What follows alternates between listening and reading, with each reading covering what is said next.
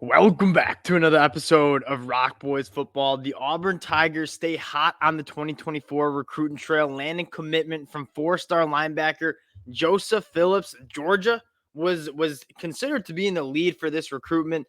Auburn comes in late and is able to land Joseph Phillips. This is a guy that you see it on the screen, top 150 national dude, one of the best linebackers in the 2024 class. You go shop around at different services. On3 has him as a top 100 prospect, the number 5 linebacker in the class. This is a guy very physically gifted that I think can do a lot of different things for the Auburn Tigers. Now, we've been kind of talking about this. The Auburn Tigers may be a slow start on the 2024 trail. We've talked about Hugh Freeze probably focusing more of his attention on getting this roster right for the 2023 season. How do you do that? You got to attack the transfer portal. So I think primarily in the spring, Hugh Freeze was much more focused on getting these players in for this Auburn team to win football games in 2023 in the transfer portal. And now he's turned his attention to recruiting the 2024 class, and he's getting a lot of traction. Last 48 hours, this is the third commitment for the Auburn Tigers, getting some real momentum for some other prospects too that we'll talk about a little later. Before we get into Joseph Phillips, though, and what he's going to bring to this program, just want to say thank you to you guys, and especially the Auburn Tigers fans. We just talked about Bryce Kane the other night. You guys were absolutely awesome, kind of filling in some details for me. Again, a very knowledgeable fan base. I really did appreciate all the support and the comments that you guys had for me. I learned a lot from you guys. So if you do enjoy the updates, you enjoy the content, you like talking recruiting, consider subscribing to the channel. Ton of love and support has been shown to all of you guys. So I really do appreciate that. Let's get into Joseph Phillips. And you see right off the bat, like the tools that this guy has, it's next level. A 6'10" wingspan as well, which is, I mean, extremely impressive in the sense that I wonder what Auburn does with him, right? You saw, we'll watch a little bit of his film, played primarily that off-ball linebacker spot, but has played on the edge as well. I wonder, I mean, with that length in his arms, like, I wonder if they have him rushing off the edge, because this is a dude that is very big. He's very powerful. That being said, he certainly has the ability to play off-ball linebacker. That's when you look at what college football teams want in the modern day of football at that linebacker spot.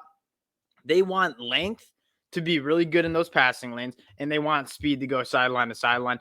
Joseph Phillips checks certainly both those boxes, and this dude gets downhill, and he gets downhill very quickly. So when you look at the complete linebacker prospect, I really do think Joseph Phillips kind of checks all those boxes, and then has on top of that some versatility too. If Auburn wants to send him off the edge, playing outside of tackle on the ball, I really do think he could also do that. And when you're winning recruitments against Georgia and Alabama, I mean, that is a good sign for Auburn and Hugh Freeze as he enters his tenure at Auburn. Let's get into Joseph Phillips and his film a little bit, because, again, so much to like about what he brings to the table. This is one game, and you're going to see him right off the bat. Like, that middle linebacker, that is a specimen. Like, he absolutely looks the part in terms of what you want your linebackers to look like.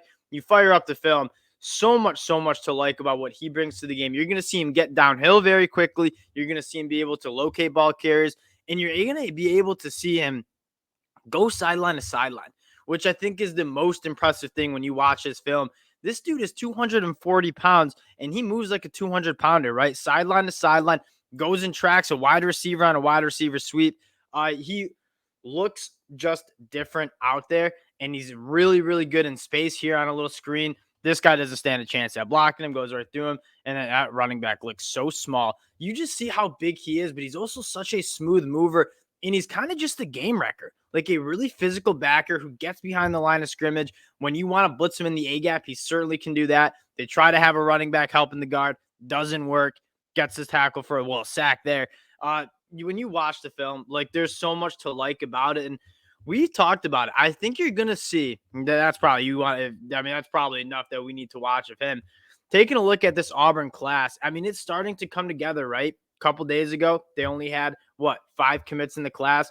Now this is going to be their 8th commitment, so that's 3 in the last 48 hours. Hugh Freeze starting to build a nice class, and we've talked about this a little bit. I think Auburn, like Hugh Freeze did last year when he took over that Auburn job, was able to land some flip commitments late in the process. I wouldn't be surprised if when Auburn starts winning some football games in the fall, and that's why I think Hugh Freeze knew to go to the transfer portal first, is I think in order to finish with a really strong class in 2024 and then taking a look at that 2025 class, I think Hugh Freeze knew that Auburn would need to start showing that they are going in the right direction. It's really hard to recruit against guys like Alabama and Georgia when Auburn's going 6-6.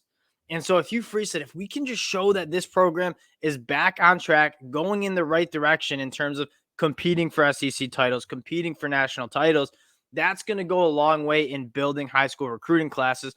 So we put a lot of emphasis on getting some guys out of the transfer portal that are going to help them win games immediately. And then you start winning some games in 2023. That's when I see this 2024 class kind of heating up. And you might already see it heating up in the sense that now Hugh Freeze is really focused on building this high school class. I think he feels comfortable about the roster and where it is heading into 2023. And now all right, let's build this high school class in 2024 and in 2025. People forget. And Hugh Freeze was, albeit maybe not always following the rules. I don't think a lot of SEC teams, I don't think a lot of college football teams are following the rules. But Hugh Freeze is a phenomenal recruiter. Like, he is really good at not only evaluating talent and kind of finding some of those diamonds in the rough, he's also good at landing some of those top prospects in SEC territory. He did a phenomenal job at Ole Miss. He's obviously great at running an offense. I do think, as much as, and we talked about this a little bit, this Auburn defense is going to be solid. There's enough talent in that region to recruit and have a really good defense. I think what's been lacking, especially after the Brian Harsin era, was that offensive talent. Hugh Freeze in this offense, it's going to attract talent. And we talk about a guy like Cameron Coleman out of nowhere. Probably going to go to Auburn. It sounds like Auburn has the inside track.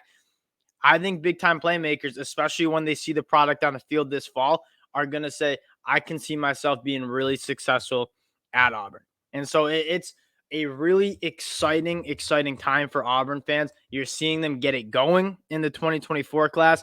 And if they start winning some games in the fall, that's when I think you really see this 2024 class and then the 2025 class really pick up. Again, appreciate you guys. Wanted to hop on, continue to update you guys on the Auburn Tigers. You guys have been awesome supporting the boys. So if you do enjoy the content, consider subscribing to the channel, and we'll talk to y'all later.